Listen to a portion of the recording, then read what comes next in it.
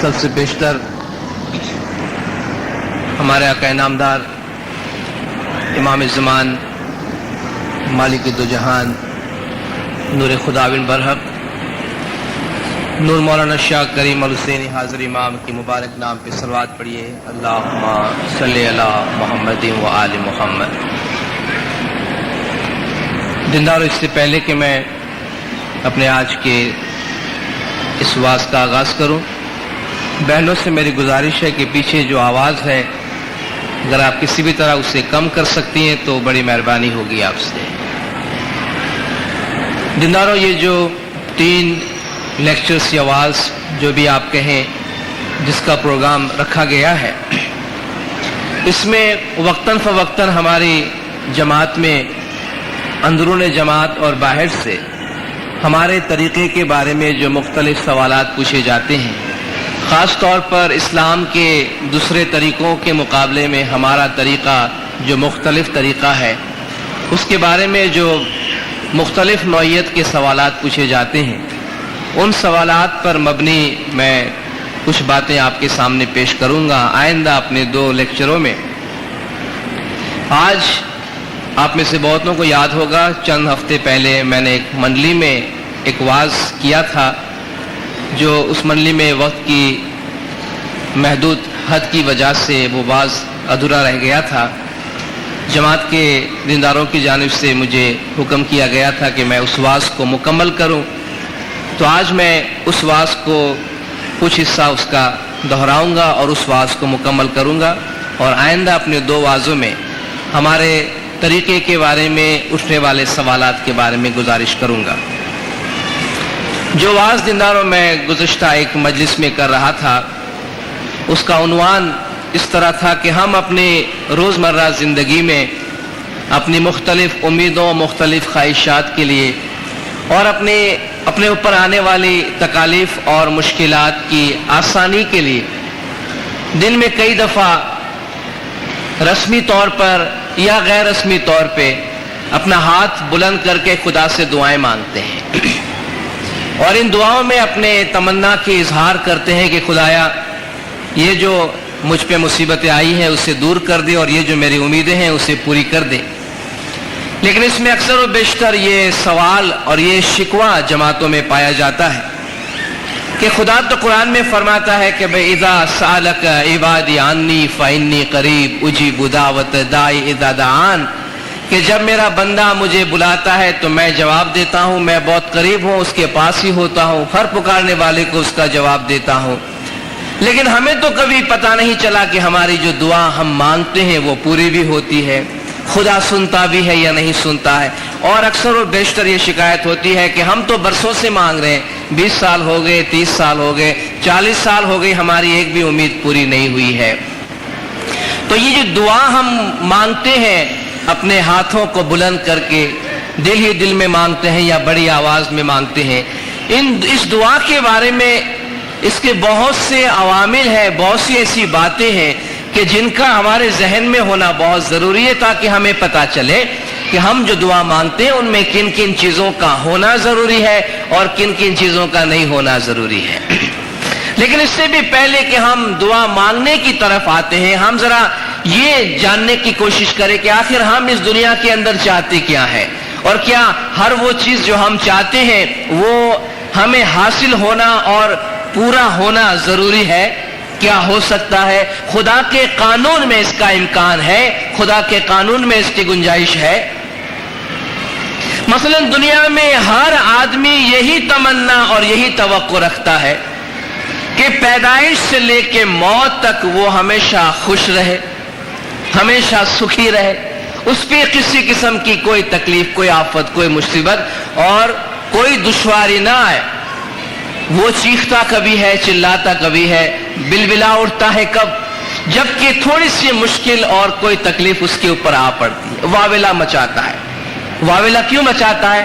وہ یہ کہنا چاہتا ہے کہ گویا یہ میرا پیدائشی حق ہے کہ مجھ پہ تکلیف نہیں آنی چاہیے، اور یہ بھی کہتا ہے کہ تکلیف دینے کے لیے کیا خدا کو میں ہی نظر آیا ہوں اور کوئی نظر نہیں آتا؟ خدا ہے کہ ہمارے تمام دن آرام اور آسائش سے گزرنے چاہیے. کیا اس دنیا کی طرف اور ہماری زندگی کی طرف ہمارا یہ رویہ حقیقت پسندانہ ہے, ریالسٹیکلی ہے؟ کیا یہ ہمارا رویہ خدا کے اس سسٹم میں ممکن ہے؟ نہیں ہے. اگر ہم یہ کہیں کہ خدا کے اس کارخانہ میں ہر آدمی کو پیدائش سے لے کے موت تک سکھی ہی ہونا چاہیے اور اس پہ کوئی تکلیف اور مصیبت نہیں آنی چاہیے, تو خدا نے جس طرح یہ دنیا کو بنائی ہے اور وہ جس طرح اس دنیا کے بارے میں باتیں کرتا ہے اس حساب سے اس کی کوئی گنجائش نہیں ہے. تو سب سے پہلے تو یہ معلوم کر لینا چاہیے اور یقین کر لینا چاہیے اور قبول کر لینا چاہیے کہ ہمارے سارے دن برابر نہیں گزریں گے, کبھی نہیں گزریں گے. ان مع العسر یسرا, ان مع العسر یسرا, ہمیشہ تکلیف کے ساتھ آسانی ہے, آسانی کے بعد تکلیف ہے.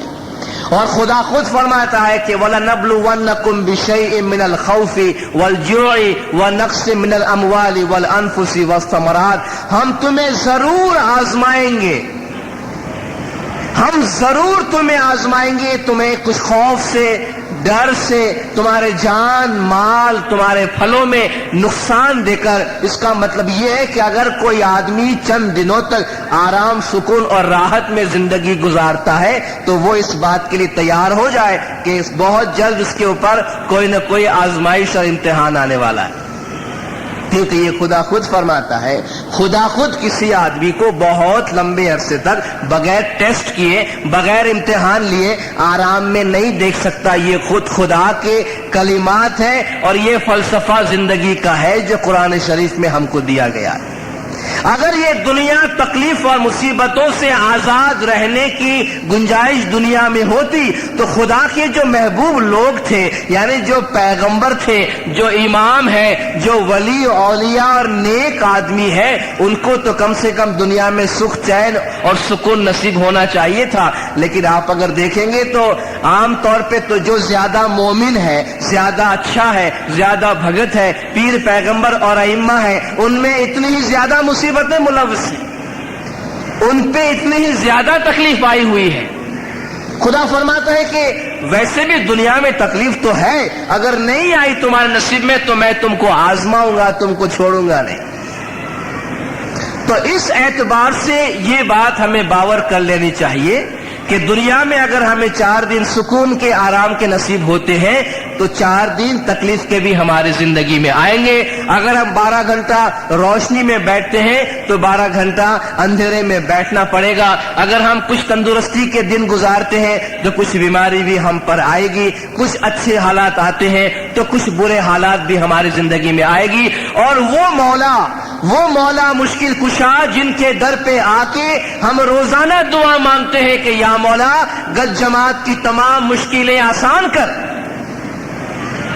جس مشکل کشا کے پاس آ کے ہم دعائیں مانگتے ہیں کہ یا مولا گج جماعت کی تمام مشکلات آسان کر, تمام امیدیں پوری کر. اس مشکل کشا کا فرمان ہے, سرکار کے 48ویں جامع کا یہ فرمان ہے کہ تم سب کو یاد رکھنا چاہیے کہ اس دنیا پر سے دکھ اور تکلیف اور آفت ہمیشہ کے واسطے نابود نہیں ہو سکتی ہے. کس کا فرمان ہے؟ اسی کا فرمان ہے جس کو ہم کہتے ہیں کہ یا مولا تو گج جماعت کی ساری مشکلات آسان کر.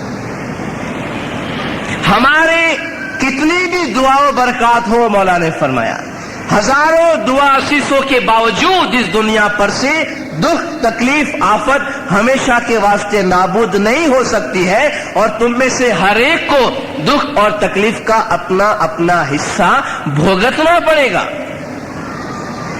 لیکن ہماری دعا ہے کہ تمہارے روحانی ماں باپ کی طرف تمہاری جو محبت ہے وہ اور تمہارے روحانی ماں باپ کی شفقت کے بدولت تم پر کم بوجھ پڑے, لیکن بوجھ تھوڑا بہت پڑے گا ضرور.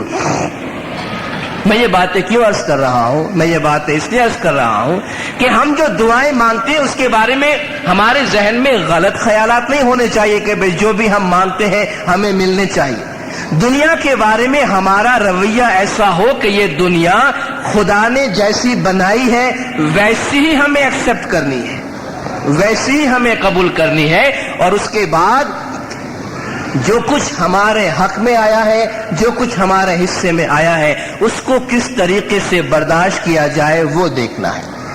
تو پہلی بات تو یہ ہو گئی کہ دنیا میں اونچ نیچ، سیاہ اور سفید، روشنی اندھیرا، سکھ اور دکھ ہمارے زندگی میں آنے والے ہیں، اور یہ جو دعا کے لیے ہم ہاتھ اٹھاتے ہیں، ان کا تعلق ان ہماری زندگی کے دونوں پہلوؤں کے بارے میں ہے کہ اگر دکھ ہے تو ہم دعا مانگتے ہیں کہ یا مولا ہمارا یہ دکھ دور کر دے، یا کوئی سکھ کی تمنا ہے، کوئی خواہش ہے، کوئی امید ہے، کوئی آرزو ہے جس کے لیے ہم مانگتے ہیں، اجتماعی طور پر بھی مانگتے ہیں، صدیوں سے مانگتے آئے ہیں اور مانگتے جا رہے ہیں اور مانگتے رہیں گے، انفرادی طور پر بھی علیحدہ بیٹھ کر کسی گوشے میں جا کر بھی ہم دعا مانگتے ہیں اور مانگتے رہیں گے، اور دعا ضرور مانگنی چاہیے۔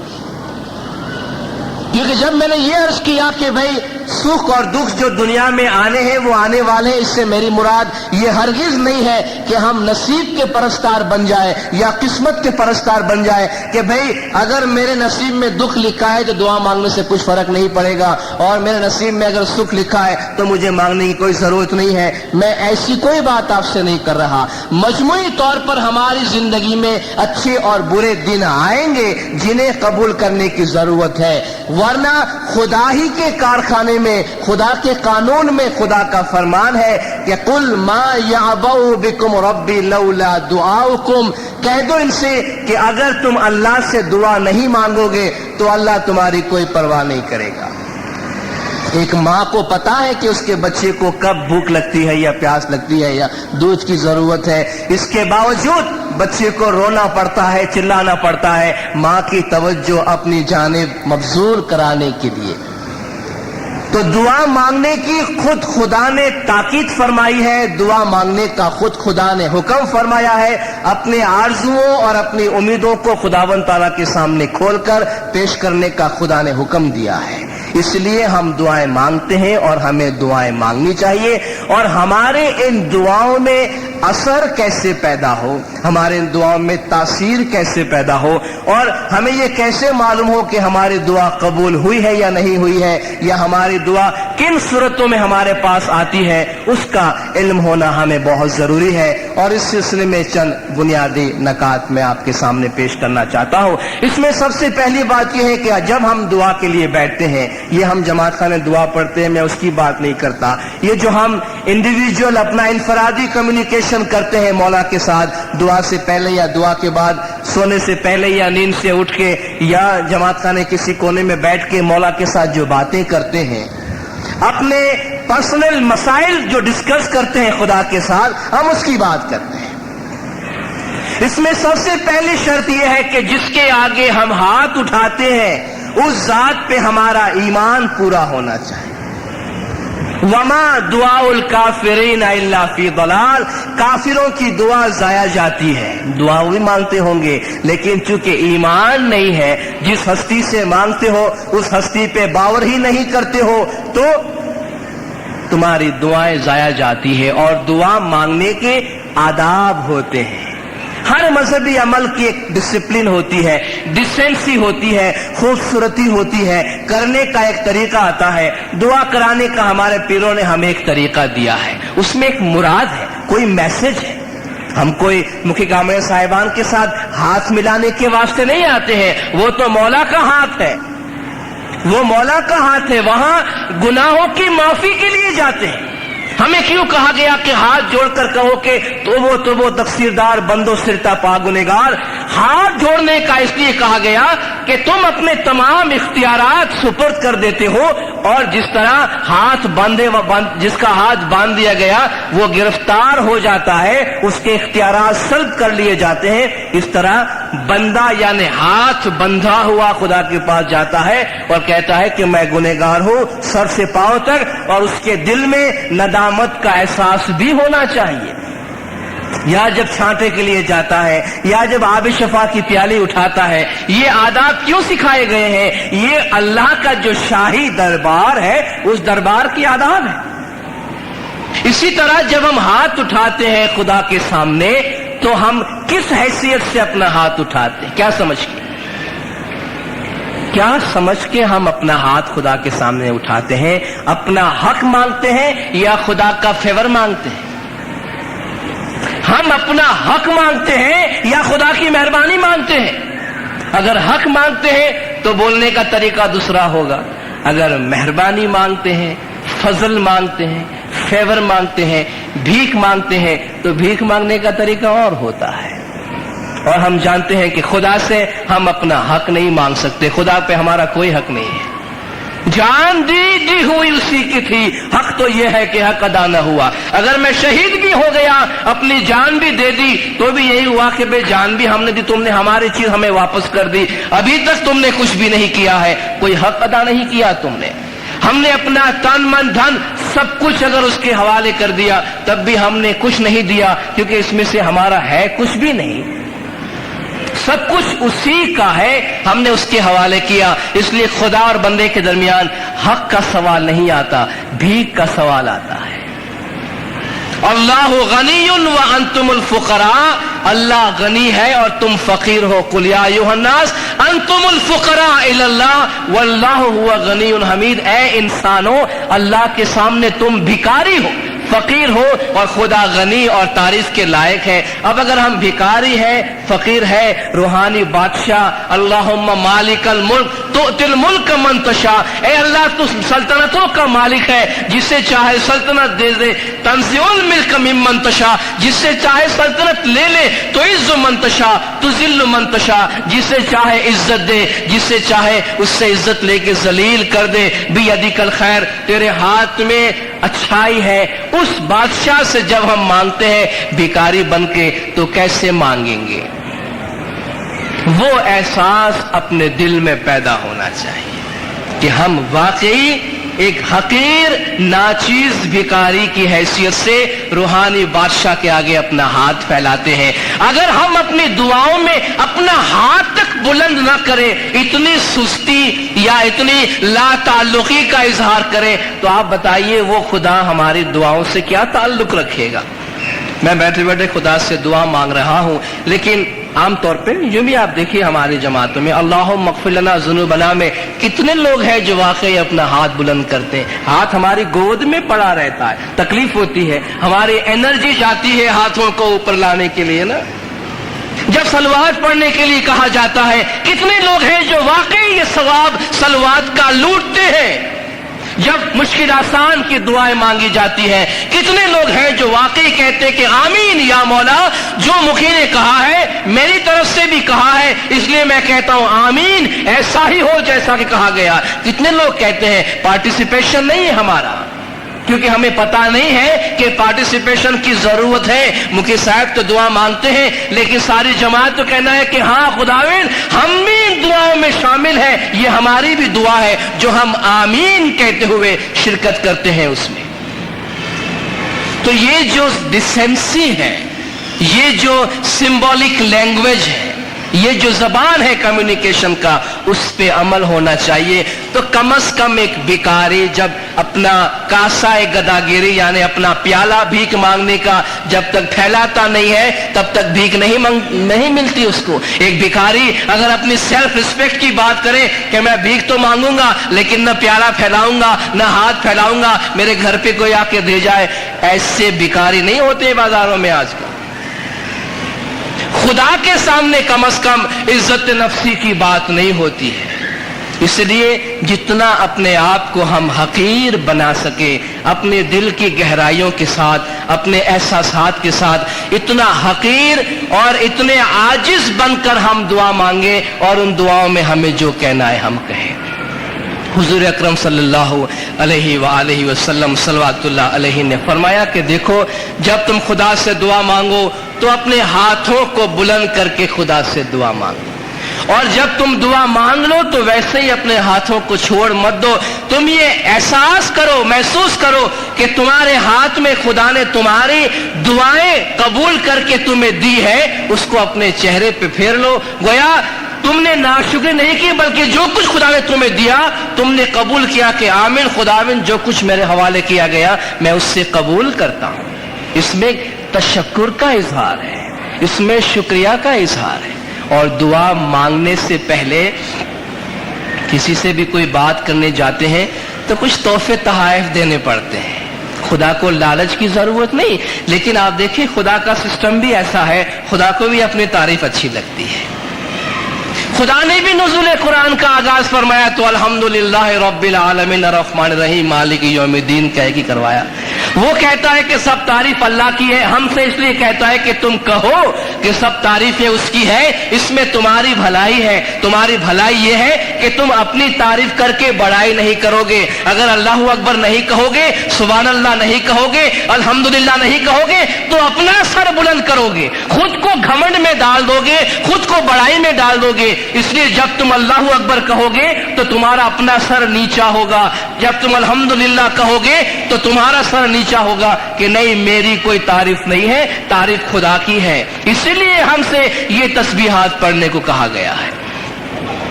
تو جب ہم دعا کے لیے کچھ عرض کرتے ہیں، عرض کرنے سے پہلے کچھ تحفہ، کچھ تسبیح گریازاری کے کچھ کلمات کا تحفہ ہونا چاہیے۔ جیسے کہ عام طور پہ دیکھیے ہم اپنے دونوں دعا کے بعد جو دعائیں مانگتے ہیں اس سے پہلے یا علی یا محمد کا ذکر کرتے ہیں۔ تو پہلے کچھ تسبیحات پڑھی جائیں، ان تسبیحات کو پڑھنے کے بعد خداوند تعالیٰ سے جو کچھ عرض کرنا ہے وہ عرض کرے۔ یہ ایسا ہی ہے جیسے مولا کے دربار میں گئے، کچھ بات کرنے سے پہلے ہم نے مہمانی پیش کی، پہلے مہمانی قبول ہوئی پھر بات چیت شروع ہوتی ہے۔ اسی طرح جب ہم ہماری دعا میں خدا سے بات چیت کرتے ہیں تو کچھ تسبیحات کی مہمانی پیش کریں، اس کے بعد جو بات چیت ہمیں خدا سے کرنی ہے، جو کلام ہمیں کرنا ہے وہ کلام ہم شروع کریں۔ اور جس خدا سے ہم مانگتے ہیں اس خدا پر ہمارا ایمان اور اس خدا پر یہ یقین بھی ضروری ہے کہ وہ خدا سب کچھ کرنے کی قدرت اور طاقت رکھتا ہے۔ یہ اور بات ہے کہ وہ کس طرح ہمیں دے، کون سی چیز کبھی دے، اس کی مرضی کی بات ہے۔ میں خدا سے اگر دولت کی دعائیں مانگتا ہوں، اب مجھے دولت مند بنانے میں واقعی خلق کا کوئی فائدہ ہے یا نہیں ہے وہ تو وہی بہتر جانتا ہے، اور وہ تمام خلق کی ضرورتوں کو سامنے رکھ کے میری ضرورت کو پوری کرے گا۔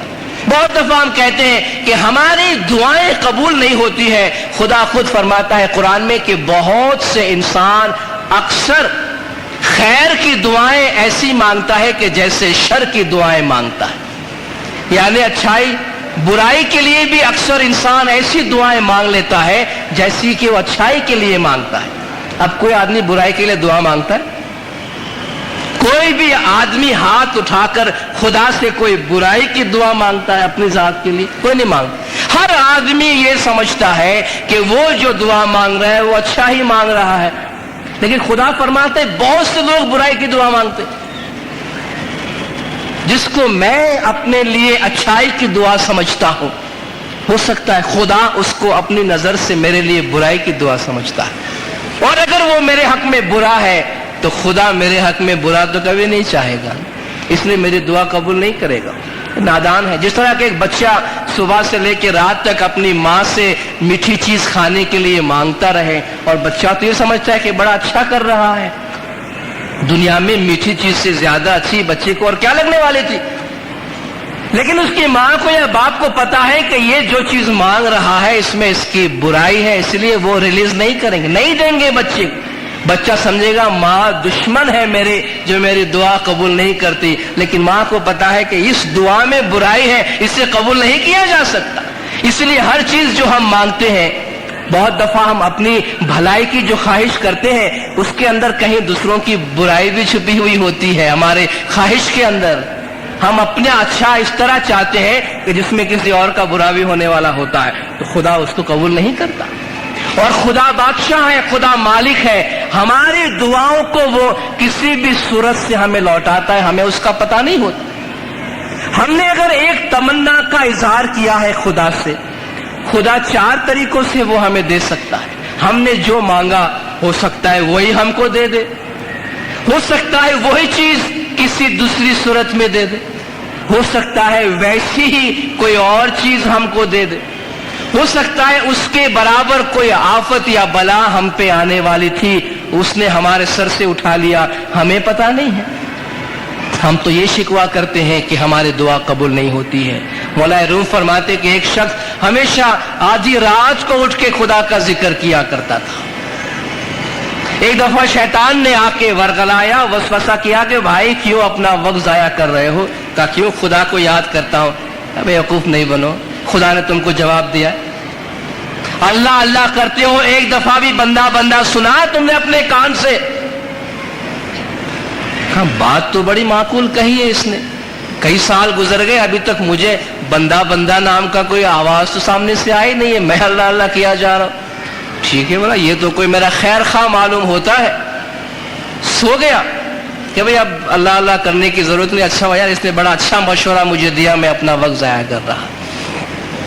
تو خواب میں اس کو آواز آتی کہ اے بندے کیا کیا تم نے؟ ارے وہ تیرا اٹھنا بیٹھنا اور اللہ اللہ کرنا، یہ جو توفیق تجھے ملی ہے یہ میرا جواب نہیں تھا؟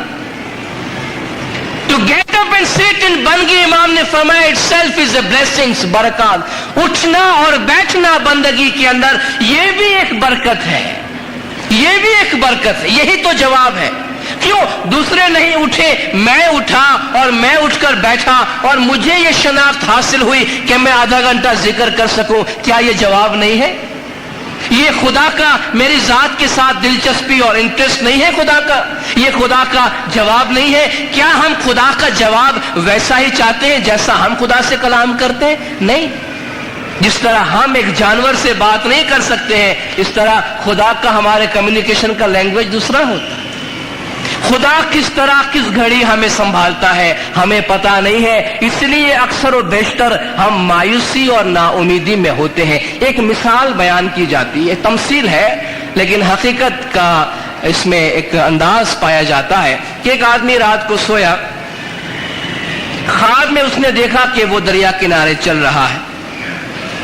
یہ ہر بہت سے گھروں میں لگی ہوتی ہے یہ تمثیل، دریا کنارے پہ چل رہا ہے اور اس دوران اس کا سارا ماضی جو ہے وہ فلیش بیک کیا گیا، اس کے سامنے اس کو دکھایا گیا، اور ماضی اس طرح دکھایا گیا کہ جیسے وہ دریا کنارے چل رہا ہے اور پیچھے کی طرف مڑ کر دیکھا تو دو دو جوڑے پیروں کے نشان پائے گئے، یعنی 4 پیر کے نشان تھے، 2 اس کے اور 2 کسی اور کے۔ اس نے کہا کہ واقعی میرے زندگی کے ہر موڑ پہ اللہ میرے ساتھ ہے، میرا خدا میرے ساتھ ہے۔ کہیں کہیں اس نے دیکھا کہ صرف 2 پاؤں ہیں، 4 پیر نہیں، 1 پاؤں کے سیٹ ہیں، 2 پیر کے نشان ہیں۔ اس نے یاد کیا کہ یہ جہاں جہاں صرف 2 پیر مجھے نظر آتے ہیں، جہاں میں اکیلا ہوں، وہ میرے زندگی کے وہ ایام ہیں کہ جن میں بہت تکلیف میں تھا، بہت مصیبت اور بہت پریشانی میں تھا۔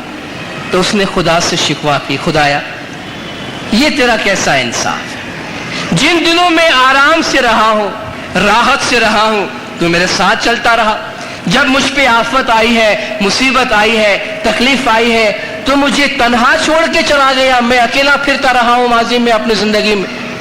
تو کہتے خدا نے جواب دیا کہ میرے بیٹے، میرے پیارے بچے، تم ابھی تک سمجھ نہیں پائے ہو مجھے، تم ابھی تک مجھے سمجھ نہیں پائے ہو۔ یہ جو پیروں کے نشان تمہیں نظر آتے ہیں تمہاری زندگی کے ان ایام میں جو بہت تکلیف دہ تمہارے لیے تھے، کیا تم یہ سمجھتے ہو کہ یہ تمہارے پیر کے نشان ہیں؟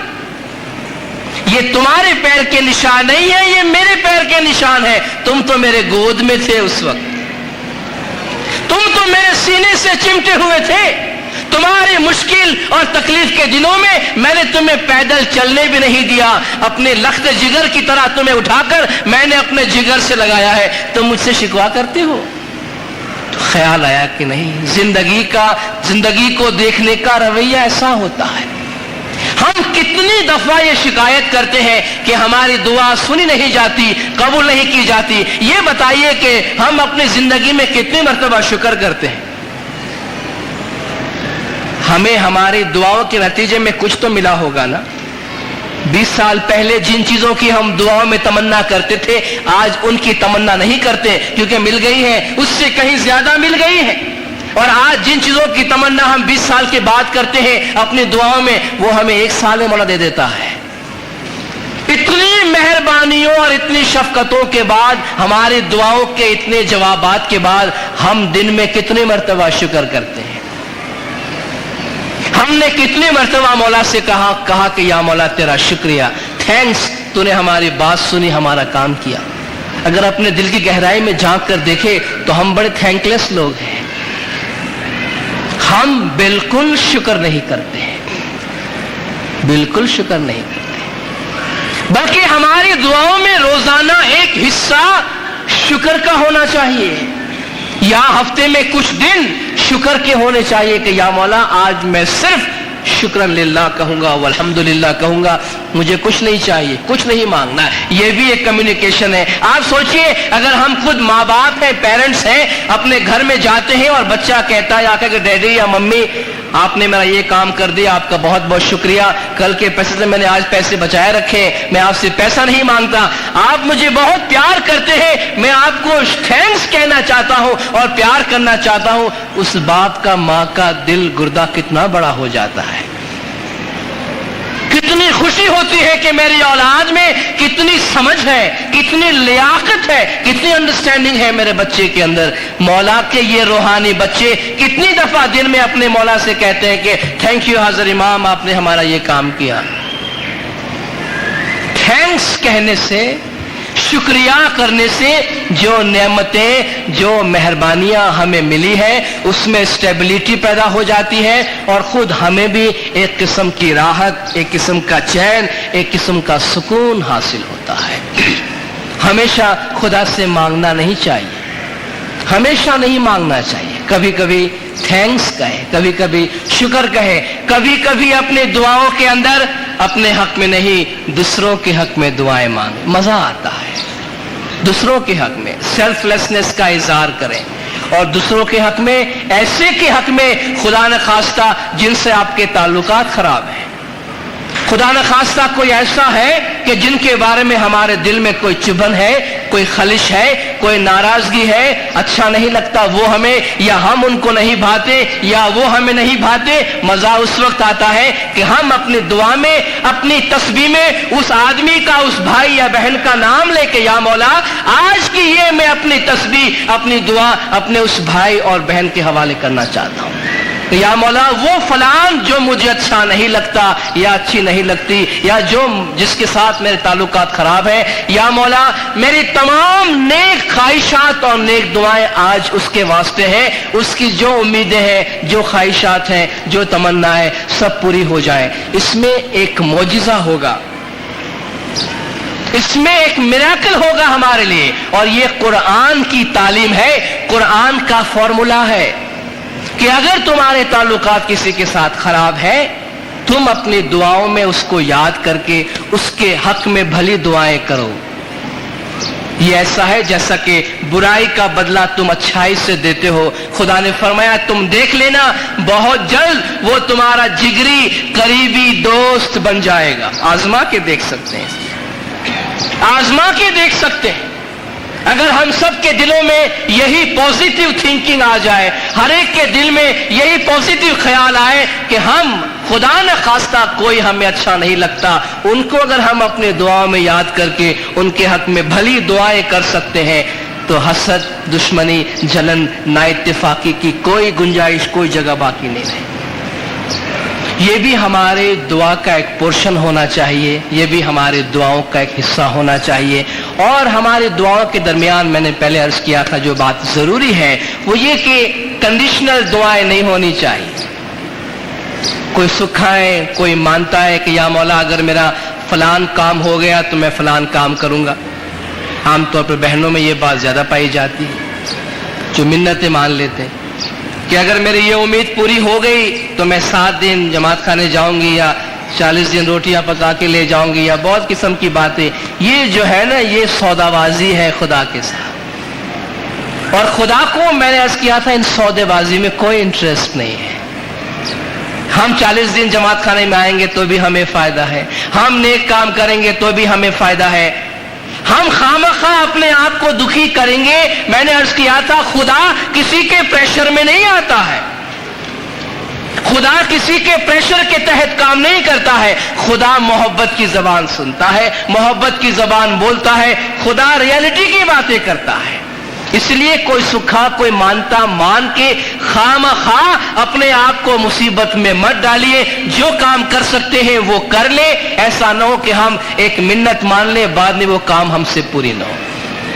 جہاں تک رہی کمیونیکیشن کی زبان کی بات، ہم جب مولا سے دعائیں مانگتے ہیں بہت دفعہ یہ ذہن میں خیال آتا ہے کہ کوئی ایسے بھاری بھاری امپریسو الفاظ ہونے چاہیے، وہ اگر ہم دعا میں بولیں گے تو مولا جلدی سنے گا، اس کا فائدہ ہوگا۔ اس لیے مشنریوں کے پاس بہت سے لوگ آتے ہیں بہنوں میں اور بھائیوں میں کہ مشنری صاحب کوئی بھاری بھاری تسبیح ہو، کوئی اچھی تسبیح ہو، کوئی خاص مشکل بتائیں گے کہ مشنری صاحب یہ تکلیف ہوتی ہے، اس کے لیے کوئی خاص تسبیح دے۔ کوئی خاص بیماری کے لیے خاص تسبیح نہیں ہوتی ہے۔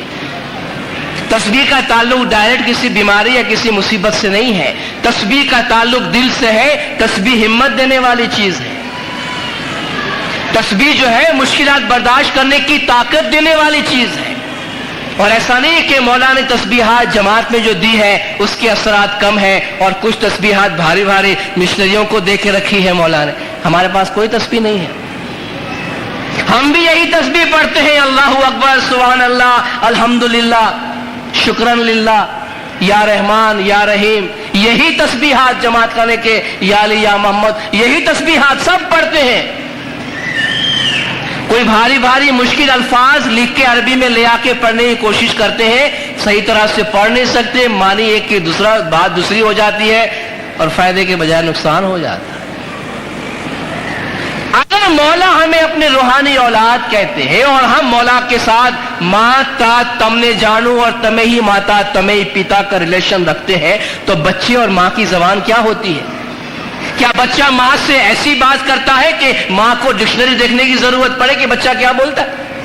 ماں تو بچے کا چہرہ پڑھ لیتی ہے کہ بچہ کیا چاہتا ہے۔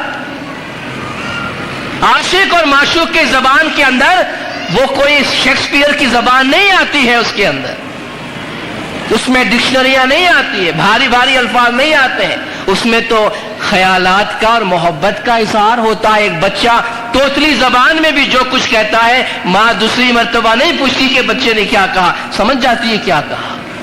جو بھی ہماری زبان ہے، جس طریقے سے بولنا ہے، جس طریقے سے کمیونیکیشن کرنا ہے، اپنے مولا کے ساتھ کریں۔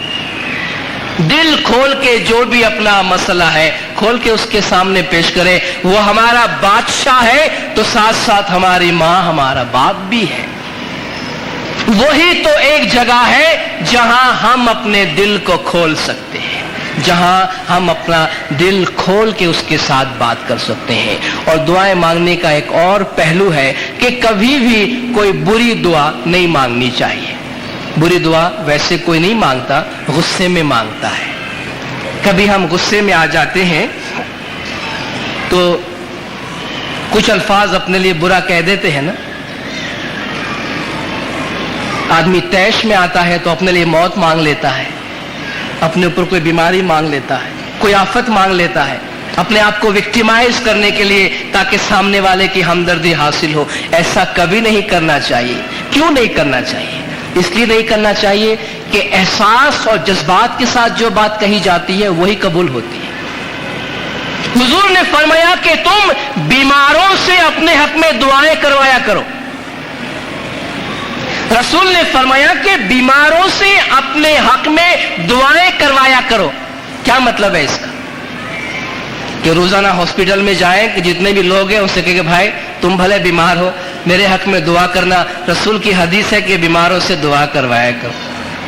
رسول نے یہ فرمایا نہیں، رسول نے یہ نہیں فرمایا کہ روز بیماروں کے پاس جاؤ اور اس کو کہو کہ بھائی تمہاری بلا تمہارے پاس، لیکن میرے حق میں دعائیں مانگنا مت بھولنا کیونکہ مجھے مریضوں کی دعاؤں کی ضرورت ہے، کیونکہ رسول کی حدیث ہے۔ رسول نے یہ نہیں فرمایا ہے۔ ایک مریض جب تکلیف میں ہوتا ہے، مشکل میں ہوتا ہے تو اس کے پاس جاؤ، اس کی عیادت کرو، اس کے ساتھ دو میٹھے بول بولو، پیار کی باتیں کرو، ہمدردی کا اظہار کرو۔ اس کا کوئی کام ہے تو وہ کام کر دو، اس کی تکلیف مشکل کو کم کرنے کی کوشش کرو۔ تو کیا ہوگا؟ وہ تم پہ خوش ہوگا۔ وہ خوش ہو کے، وہ خود تو بیمار ہے، تمہارے لیے اور تو کچھ نہیں کرے گا، کہے گا یار میرے اس مشکل وقت میں تم اتنا کام آئے ہو، میری دعا ہے خدا تمہیں ہر بیماری بلا آفت سے دور رکھے۔ کیوں خدا نے رسول نے فرمایا کہ اس وقت اس سے دعا کراؤ؟ کیونکہ دعا میں اثر پیدا ہوتی ہے دل کے جذبات کے ساتھ۔ وہ آدمی چونکہ بیمار ہے، اس کا دل دکھا ہوا ہے، دل میں درد ہے، اس کی دعا جو ہے چارجڈ ہے، اس کی دعا میں اثر ہے اس وقت، وہ دل کی گہرائی سے کہتا ہے کیونکہ واقعی میں مرض میں پڑا ہوا ہوں، بستر مرض میں، اور میرا ایک ساتھی آتا ہے اپنا کام کاج چھوڑ کر، بیماروں کے پاس کون جانا پسند کرتا ہے، اتنا ٹائم دیا، اتنا کام کیا، واقعی مجھے دل سے خوشی ہوتی ہے تو میں دل کی گہرائی سے دعا دیتا ہوں، اور دل سے جو بات نکلتی ہے اثر رکھتی ہے، پر نہیں طاقت پرواز مگر رکھتی ہے۔ اس لیے فرمایا کہ مریضوں سے دعا کراؤ، اور اس لیے فرمایا گیا کہ بری دعا نہیں مانگو۔ بری دعا نہیں مانگنے کا مطلب یہ ہے کبھی ہم غصے میں آ کے جو اپنے اوپر کوئی بلا مانگ لیتے ہیں، اس وقت چونکہ وہ بات ہم دل سے کہتے ہیں، غصے میں ہمارے الفاظ میں اثر ہوتا ہے، چارج پیدا ہو جاتا ہے، اس لیے وہ بات ہو جاتی ہے۔ حضور ایک دفعہ ایک مریض کو دیکھنے کے لیے گئے تو آپ نے پوچھا کہ تو نے کوئی بری دعا مانگی ہے، ایسا معلوم ہوتا ہے؟ کہا رسول اللہ میں نے کوئی بری دعا نہیں مانگی ہے۔ جب نبی صاحب جانے لگے تو خیال ہے کہ ہاں رسول اللہ ایک بات ہے، میں نے ایک دعا مانگی تھی۔ کیا دعا مانگی تھی؟ میں نے یہ دعا مانگی تھی کہ خدایا مجھے جو عذاب آخرت میں دینا ہے وہ تو مجھے دنیا میں ہی دے دے، مجھے جو سزا آخرت میں ملنے والی ہو وہ مجھے یہاں دے دے۔ رسول نے فرمایا بے وقوف انسان، تمہیں ایسی دعا کس نے سکھائی ہے؟ قرآن میں کون سی دعا تمہیں یہ بتاتی ہے کہ عذاب مانگو اپنے اوپر؟ خدا تو سکھاتا ہے کہ ربنا آتنا فی الدنیا حسنۃ وفی الآخرۃ حسنۃ وقنا عذاب النار، خدایا دنیا میں بھی جو اچھا ہے وہ ہمیں دے، آخرت میں بھی جو اچھا ہے وہ ہمیں دے، اور ہمیں دوزخ کے عذاب سے محفوظ رکھ۔ تو یہ عذاب اپنے سر پہ مانگ رہا ہے؟ کیا ضرورت ہے؟ خدا سے رحمت طلب کرو، خدا سے عذاب، تکلیف اور مصیبت خدا سے نہیں مانگو، طلب نہیں کرو۔ تو یہ چند ایسے عوامل اور ایسے قوائف جو ہے دعاؤں کے ساتھ جن کا بڑا گہرا تعلق ہے، اگر ان تمام چیزوں کو ہم اپنے ذہن میں رکھیں، اس بنیاد پر کہ بھئی تکلیف، مصیبت، آفت اور راحت یہ زندگی کا ایک حصہ ہے، لیکن جب ہم دعا مانگتے ہیں تو ہماری دعا کی کیا صورت پیدا ہوتی ہے؟ جو بات ہم نے ہاتھ اٹھا کے مانگ لی، بس ہم نے مانگ لی دعا میں اس لیے وہ بات ہو جانی چاہیے، ایسا نہیں، بلکہ سب سے امپورٹنٹ فیکٹر، سب سے اہم بات یہ ہے کہ جیسی ہماری دعا ہو ویسا ہمارا عمل ہو۔